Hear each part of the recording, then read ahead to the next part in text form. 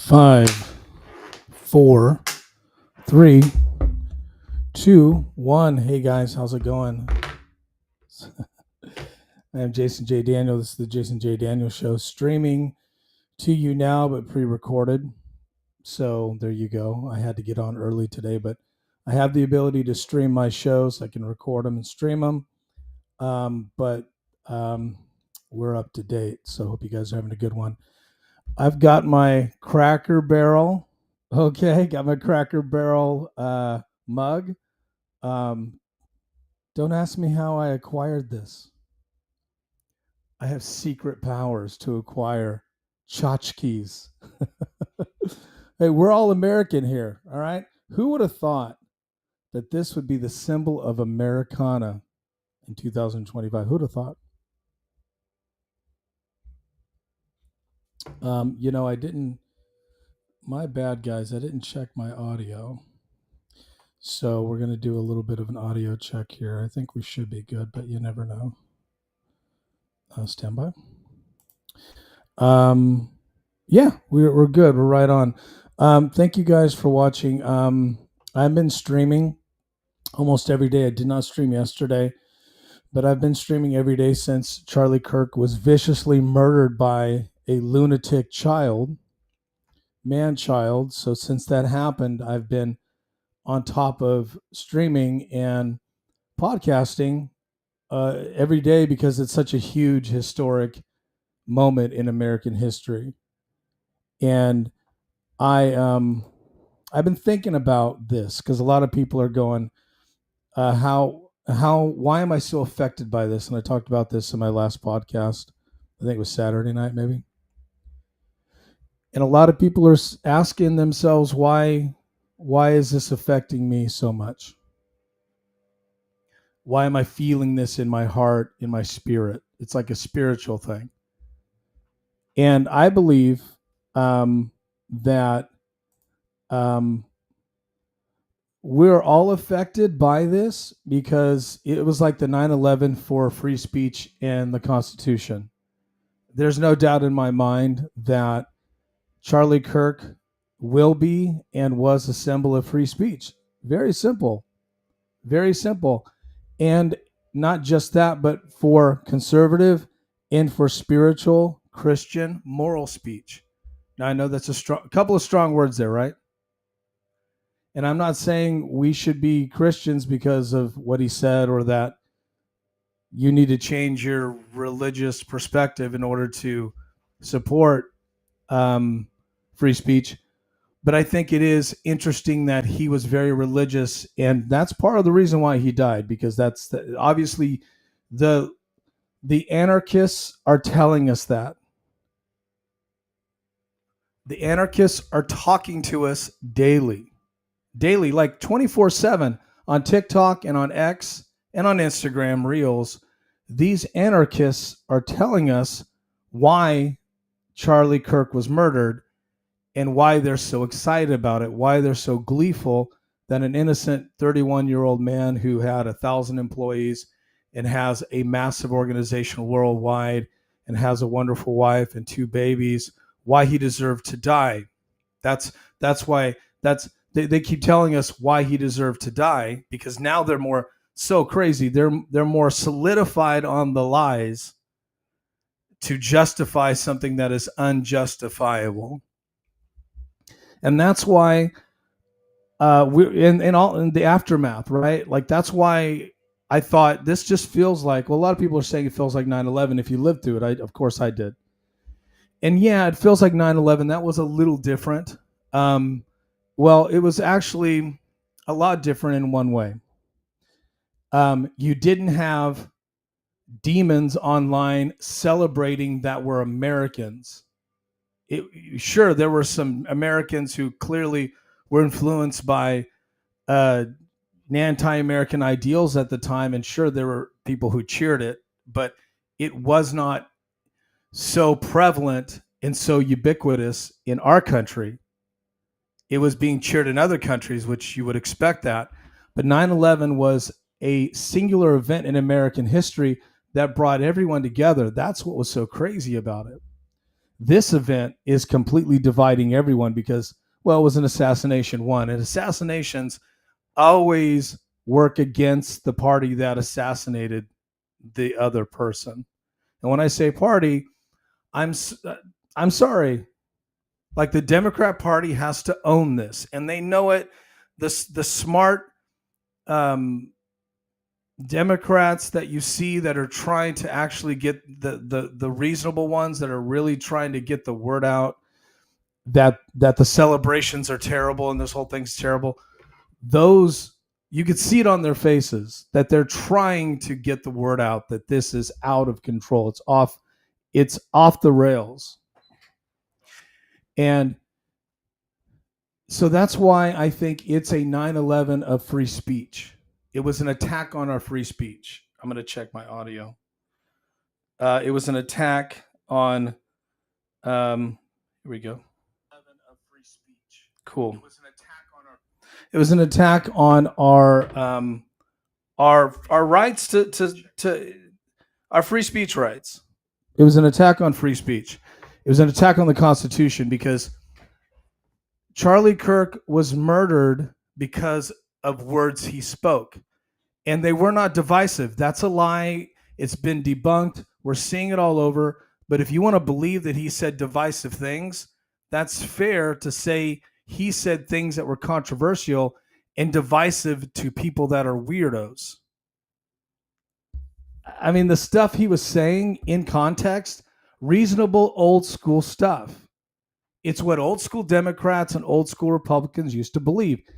His gift was to revitalize old school conservative traditional values. Being married to one person, having children, being a faithful husband and wife to each other. It's all traditional stuff. The nuclear family, that stuff was very big in the 90s, early 2000s.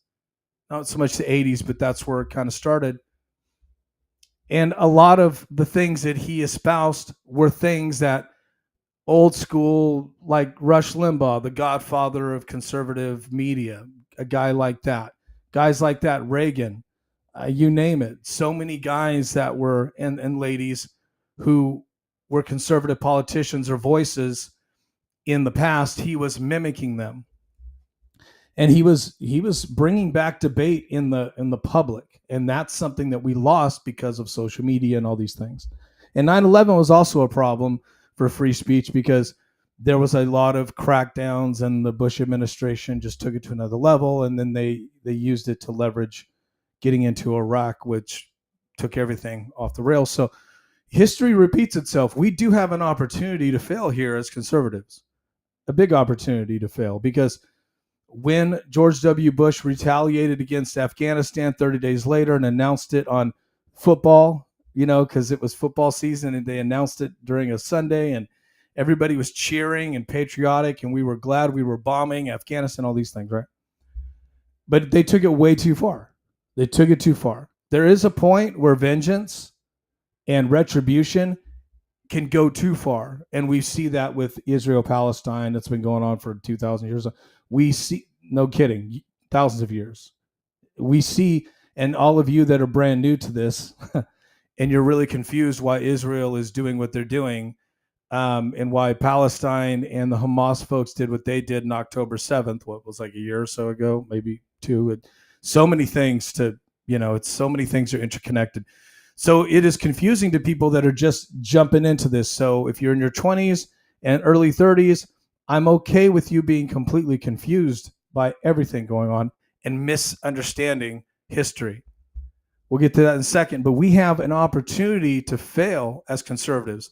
This is a really powerful moment for everyone. I mean, Charlie Kirk's not even, his funeral hasn't happened. He's not even buried yet. Apparently, that should be Sunday. There's going to be a big deal there. I guess a football stadium. That's the word that's going to be huge, right? Huge. The president obviously will be there and have remarks and stuff, and it's going to be crazy. Crazy as far as like epic, not like he's crazy, because I support the president, of course, if you haven't figured that out. But it's just going to be a wild day. Anything can happen, and that's what we're looking at, is anything can happen right now. Anything can happen. And That's why it's important to document these days, and that's why I'm going on every day if I can, as this, at least until Sunday. I mean, I have a lot of going on. You do too. We all have lives that we're living, so we can't do this all the time, but we have to talk to each other. We have to be there for each other. And I absorb a lot of media like you do, and I absorb it fairly quickly. Most people don't, but that's something that I have a gift is I can take things and watch things and feel things and kind of know how they connect, and I can predict things. So speaking of that, let's get to the update on what's going on with the news with Charlie Kirk. But I wanted to just talk about that. And if you're affected, the 9/11 connection, if you're affected by this deeply, I didn't know him personally, of course, and a lot of people did. He reached millions of people, and hundreds of thousands, and maybe probably a million hands he shook. Like, he reached a lot of people. Because keep in mind, he's been doing this since he was like 18 or 16. So for 10, 15 years, he's been a force, right? And so his legacy will grow, but he has become, in the last 4 days, I think it's been, so fast how that happens. He's become a powerful beacon of truth and freedom and free speech, which is affecting even other countries who do not have a constitution. So this was an attack on our constitution. It was an attack on our free speech rights. He was not all the things that the left-wing media and the left-wing lunatics. There is a psyop going on. You see it on social media, and you're seeing it on all the news shows. All these politicians and lunatics coming out saying he deserved it. Essentially, they're saying he deserved it. Nobody deserves. I mean, if you buy into that, then you just need to look at yourself in the mirror and ask yourself, would I deserve that for speaking my mind? Right? You would say no. No one deserves that for speaking their mind. There are people that have said more reprehensible things this weekend than he ever said online, and they're emboldened. And what's crazy is he died for their right to call him the names they call him. It's wild. He died for free speech. But the more and more clips that you see, I mean, his catalog is now going to flood the internet. It's pretty incredible. We're all learning. I'm learning a lot about who he was. And yeah, there's some clips out there that are odd, right? But when you watch the videos, they're in context of a debate. Things come out, or an interview where he's being challenged. And, there's a couple of things. There's a quote about gun violence that people are regurgitating and completely misappropriating on purpose and miscontexting it and trying to use it as propaganda that he deserved it. To me, it's like, I don't even understand where you would go with this at all if you were a reasonably minded person, which if you think he deserved it, you're not. And nobody deserves that. And if you are really trying to figure it out, it's okay. We'll get you there. That's why we're doing what we're doing. That's why I'm doing what I'm doing. We'll get you there. But if you refuse to believe the truth, which is no one deserves to die for words, nobody deserves to be killed, executed publicly for words. If you don't agree with that fundamental principle of our Constitution and of our republic, then you are a lost cause, and you have to fix that, right? Because in order to understand Charlie Kirk, you have to understand the value of free speech. Being somebody that has appreciated free speech for years and years, I was a blogger years ago. I've done a lot of live TV. I've done tons of social media. I'm a podcaster. You realize how powerful free speech is when you don't have it and when you feel like you're afraid to speak. So if you're affected by this deeply, negatively, where you're thinking, he deserved it, I feel for you. And you're a lost cause, but just try to keep watching all of us that are not lunatics, and hopefully you'll find your way. And if you're feeling affected because of the right spirit, which is this is a tragedy on all these levels, then you're experiencing a 9/11 type moment, which was an attack on our Constitution. Because Osama bin Laden, not to get into all that, it's very complex, of course, but Osama bin Laden and his group of terrorists attacked New York because it was a symbol of freedom and the economy, essentially commercialism, and we're the white devil or the evil devil, all these things, the devil of George Bush was everybody's the devil, right? It was a religious crusade as well, because you have to keep the have-nots in the getting worse in order to create fury and anger to create war. People that have things are not warring you. It's the people that have nothing. They want your stuff. So that was what that was about. I mean, that's very it's a simple way to explain it, but you can dig it up yourself, and you should research it if you're new to this, if you're new to politics or new to these kind of political tragedies. Check it out, look it up. If you're in your 20s, you just don't really get it. If you're in your 30s, you kind of get it. If you're in your 40s, you get it. Beyond that, you were there. You were there. So this last generation, 20 years of us, we've all been affected by 9/11. It changed everything. This will change everything. The Trump administration, Vance, Trump, Elon, all these guys that are free speech proponents, also people that are targets for these whack jobs like Baby Tyler, little demon Tyler, they're all going to do everything they can to stamp this out and stop this from happening again, because everybody is personally invested in this, because especially if you're a public figure like them. Taylor, I don't know if you noticed, Taylor Swift actually, she when she went to the football game yesterday, she put up a barrier. I don't know if you saw that.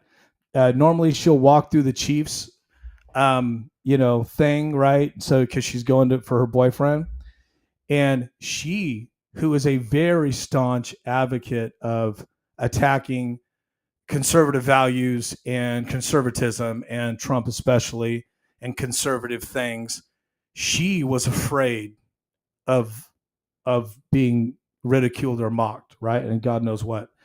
And I don't blame her, but she definitely is a target. There's a lot of targets. There's a lot of lunatics. I support Taylor Swift and anyone else's right to say things that are absurd. She lost because she went all out for Kamala Harris and lost.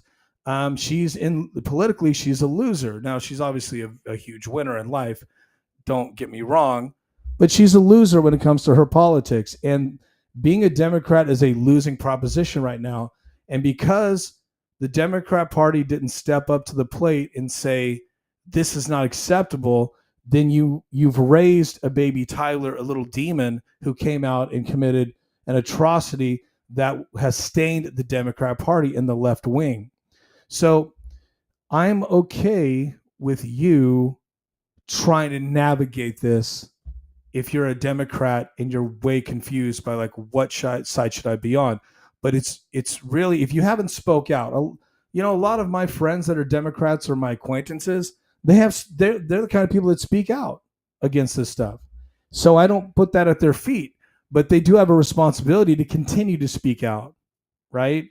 And to condemn the witches and warlocks and weirdos and pink hair guys and gals with the piercings, which tends to be most of it. And then you have the suburban people that look a little more reasonable, that that are involved in this. But all these people chanting and doing songs and all these things, for about death. The Democrat Party continues to own this every day. Now, I was a little tougher on you guys last week. I'm just more sympathetic to the fact that this is Loserville for you. There's no winning, so you have to do one of two things.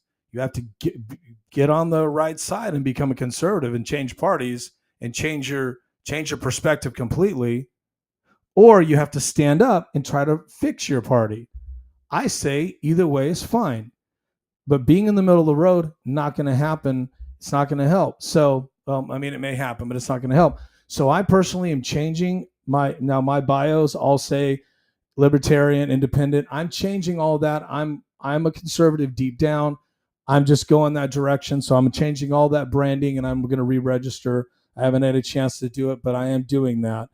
And I'm going to commit to helping conservatives get elected the best I can with my podcast. I'm going to be active, because this murder, this assassination proved to me it could be any of us.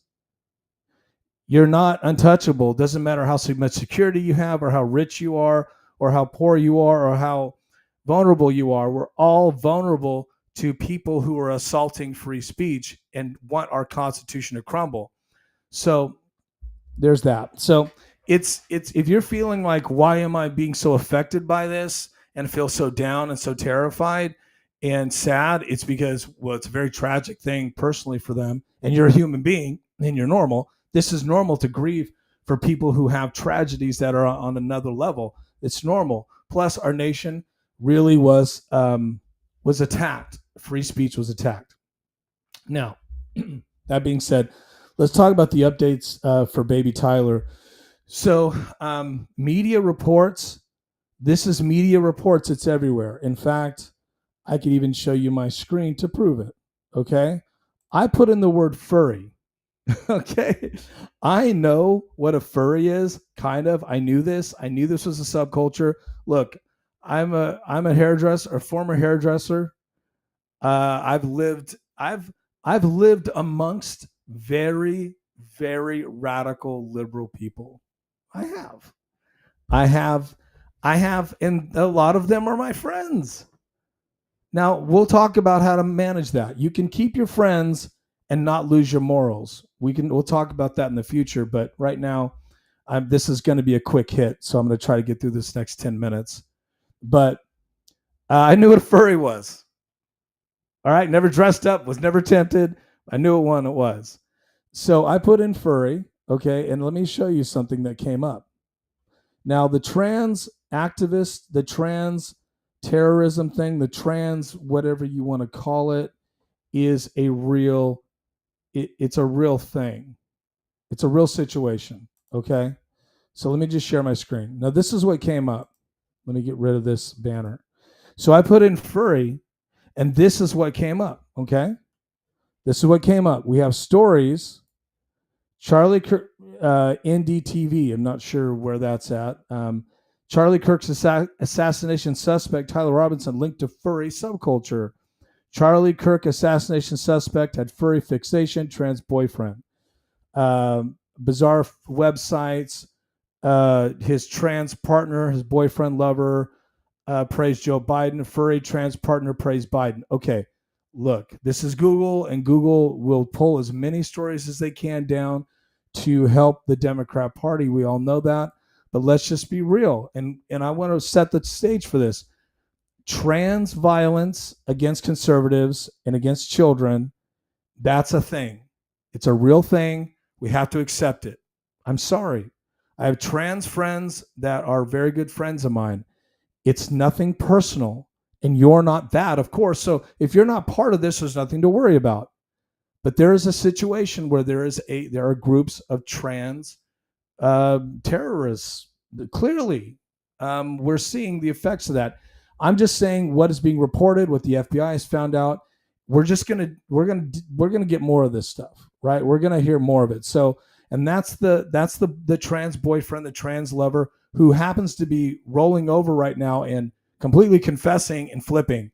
This person knew, so I'm assuming this person's getting immunity. Kash Patel, I don't know if you saw that this morning, went on and talked about their investigation. But very quickly, the media is reporting aggressive trans activists are linked to this. And Tyler's trans boyfriend, lover, however you want to say it, is now going state's evidence, right? Singing like a canary, like, whatever you want to call it, getting immunity. They haven't said it, but clearly that's what's happening, because anybody that knew about it is going to be prosecuted unless they roll over. And that's the message. So, so I guess, let me see here. Okay. So FBI did confirm. Kash Patel came out and said there was an interview on Fox News. I don't know if he talked to anybody else, but it was like a 14-minute interview. I encourage you to watch it. He said DNA on a screwdriver on the roof, DNA on the roof, DNA on the towel around the gun, DNA everywhere. This demon, baby Tyler, did not care. Apparently, he didn't care about who knew, and was talking about it before he did it and talking about it after he did it. There's a confession. The DNA is solid, and it's solid on him. So baby Tyler's the killer. So I'm not going to call him alleged anymore. It doesn't matter to me. We can all say that. Suspect. He murdered Charlie Kirk, and he owned it. Now, Cash said he's not being cooperative to them, but there is a confession. There are witnesses. He confessed to his daddy. Daddy turned him in because daddy flipped out. He freaked out. And so daddy doesn't need to get a reward because daddy has responsibility in this. But daddy knew we're all going to jail if you don't go. So daddy turned him in. I don't have any sympathy for the devil. I'm not worried about that at all. Okay. Their family should be completely treated as a scourge on the nation for years. So that's their fault. I'm not saying anyone should do anything to them. That's not what I'm saying. I'm just saying politically, his name is going to be tied to political violence. And I mean, think about any assassin throughout history, their entire family, their name, his last name is always going to be connected to this vicious murder. Okay. So the FBI confirmed it. It's pretty solid. They also confirmed multiple people knew about the assassination plot. The numbers, and this has been reported, Cash said this, and this has also been said by some politicians in the know, and it's being reported by the media, very reliable sources. There were chats going on and messages. There's conversations that maybe 30 days ago, people were talking about it, and that's why they're thinking there's more people involved in this.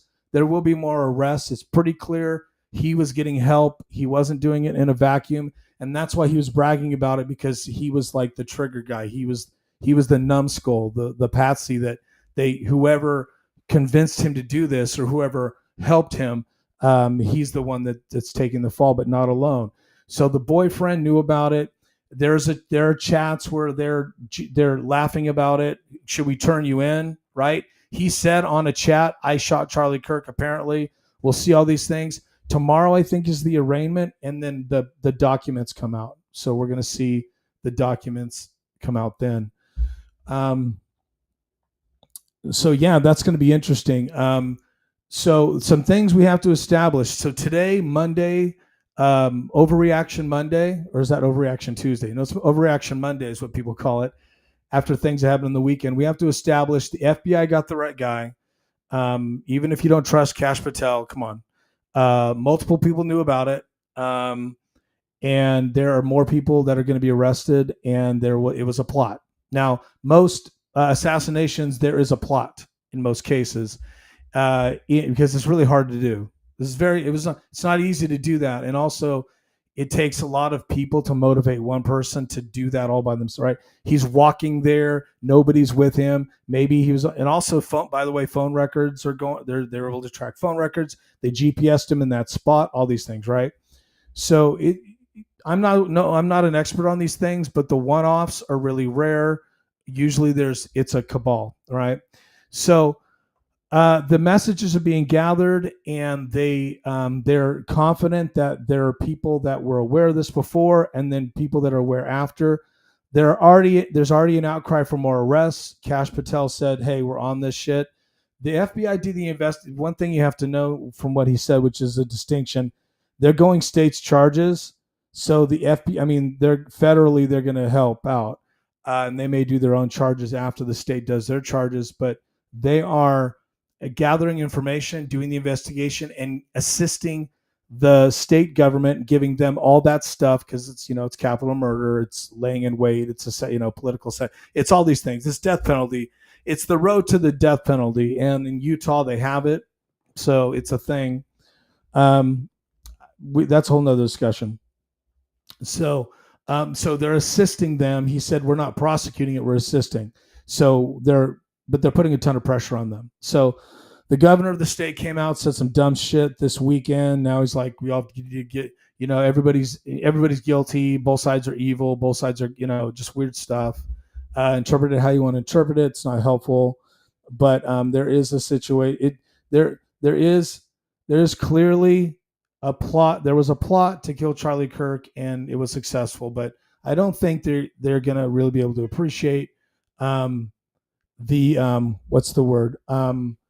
repercussions just on all different levels, politically, emotionally, and the world's already turning against these psychos. So I'll end right now, but I just wanted to give you that update, and I wanted to really establish that we have to talk about the fact that this was an attack on free speech and on Christianity. We have to be honest about that. He wasn't just a Christian in his bio, he was very devout about his faith. And he believed his faith was what was driving his beliefs. So you can't separate the two. And he was always speaking the name Jesus. That is significant. Let's be real. So it was a religious political assassination. There is a conversation about how was this demon boy indoctrinated. I'm willing and ready to go there, but not today. I will say this though, I do not believe it was all social media. And I do believe his family and parents always have a lot to do with something a 22-year-old does. I'm sorry. You're too close, you're too young, you're too close to your family at that age in most cases. You're too young to say my upbringing didn't influence me. The family is already rolling over, they're cooperating, saying he was going left wing for 2 years or some shit. And now here's something else we have to be really clear about.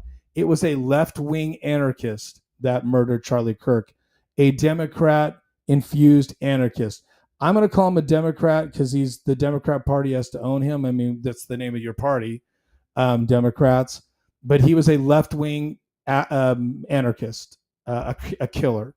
Also, when you talk about indoctrination, you have to have the seed of murder in you. I believe that, because people are naturally bad. I agree, but people don't just become murderers by indoctrination. You have to have the seed of murder in you. There's just some things people will not do no matter what happens to them. It's not in them. So no matter what pressure is put on you, you'll never murder someone unless that seed is in you and you morally accept that works for your DNA. I know that's kind of a weird way to say it, but I've never been in a situation. I've lived a long time. I've never been in a situation where something so frustrating happened to me that my first option was murdering somebody. It's never occurred. It doesn't occur to me. So if that's a thought you have the murder gene. Come on, there's biology, there's genes, there's reasons. We look like our family. We do things that our ancestors do because it's in our genome. Come on. So I'm just saying, I don't blame indoctrination. So Democrat Party, I'm actually giving you a break on that. I'm helping you out.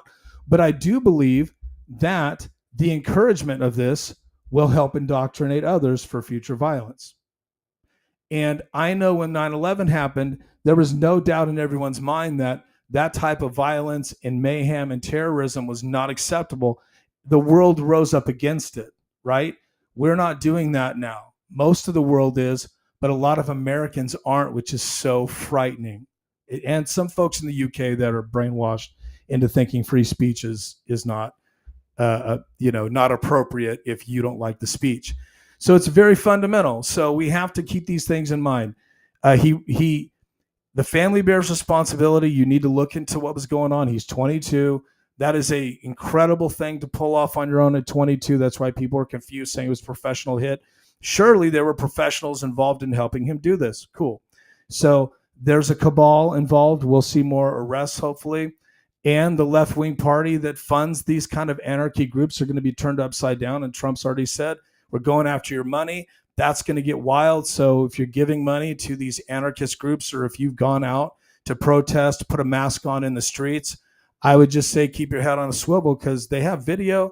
Like, you guys don't get it. Look what they did to January 6th, right? They were able to track everybody that was there. So they're going to be able to go back to some of these Antifa moments, and they may start doing what the Biden administration did and try to GPS and see who was where. Like, this is going to get really bad for people who were involved in anarchy. And there's a difference between protesting and anarchy. You know the difference. I don't have to explain it to you. You know the difference. And that's the problem. We know right from wrong. We know the difference. That's another thing in this whole thing that we have to accept. We know right from wrong. So if you're out there chanting and celebrating death, you're wrong. There's nothing right about that. You're crazy. You're nuts. You're a lunatic. You cannot worship the God of death. You have serious problems. We're never going to be cool with that. You have to stop doing that. If you don't, then you're just going to bring bad things on yourself, and it's just bad juju, and you're going to lose a lot of things because you cannot be successful in life worshiping death. It's not possible. You have to worship life. That's just the way it works, okay? And if you got videos where you're gyrating and you're doing dances to the demons of death and you're saying Charlie Kirk deserved it, and someone, at your job decides to report you or whatever, I don't know what to tell you, but that's on you. If it's worth it, look, free speech, and also the other thing we have to consider is that there's no violent retaliation that will solve any problems.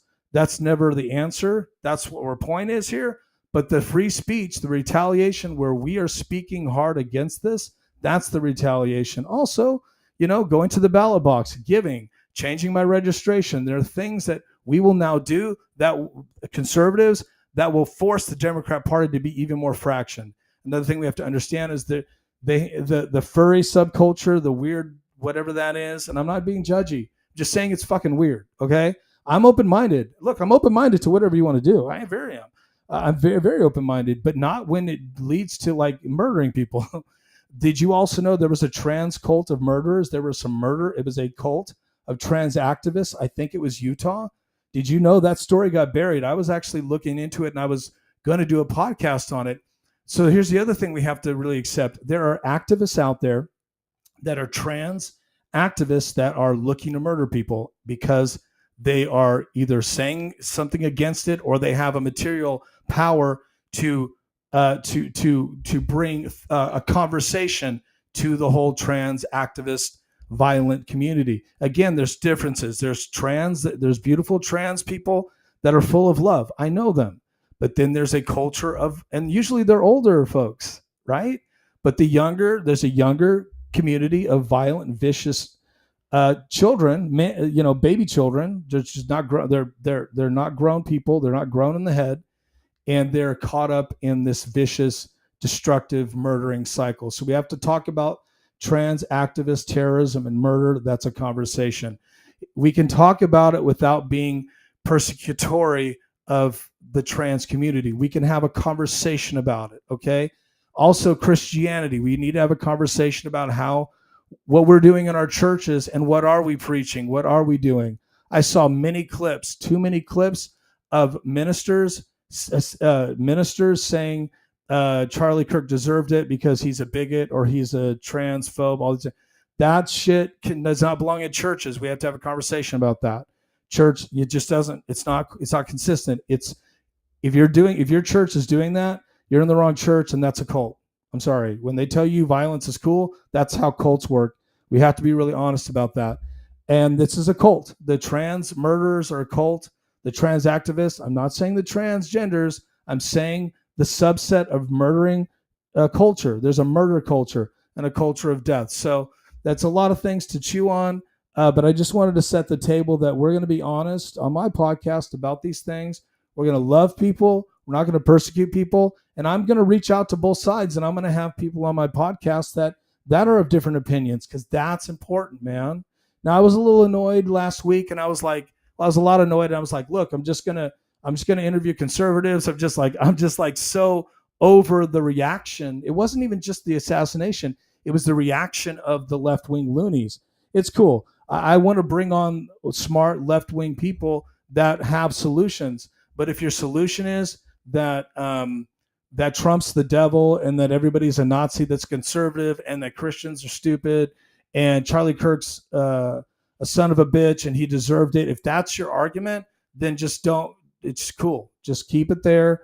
I don't want to promote that because it's false. It's falsehoods. Now, if you want to debate me, we can debate on your points of view. But if they're just off the wall, unhinged, like for example, Charlie Kirk was not a racist. Okay, he was not.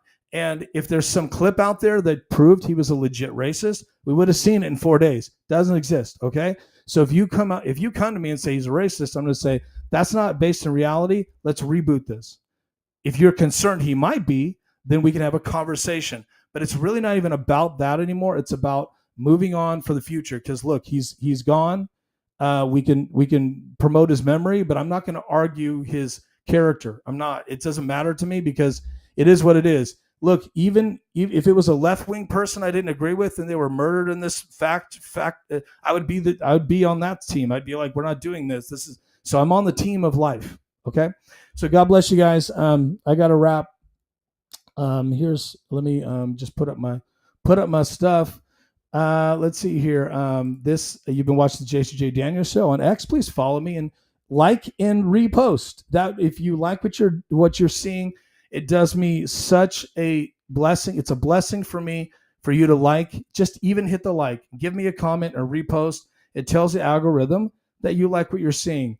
If you are on X, Snap, Rumble, Rumble, you can follow me. YouTube, that would be wonderful. I'm almost at 1,000 subscribers, so I appreciate that, guys. I'm on TikTok as Real Jason J. Daniel, but I do sports. I have thousands of followers. We do a lot of sports. So if you're interested in sports, I don't mix them up. I have sports on one platform. I do politics and other stuff on my podcast. But if you're interested, check it out. I appreciate you guys. Please be safe. Go with God. And whatever God you worship, just let it not be the God of death, okay? There's a lot of cool gods out there that aren't the death God. Please don't do that. And also, last thing is please subscribe. I'd really, it really does a lot to subscribe to your favorite creators or creators that if they spark some interest in you, just give them a subscription. You just subscribe. It's free. And it does a lot for us and it keeps us going. So God bless you guys. We'll see you on the flip side. I've got content coming that's not related to this. Trust me, there's a lot of stuff we're going to push out. Just obviously everything got kind of hijacked by this drama that has happened in America. God bless you. Go with God. Via con Dios. Thanks for watching.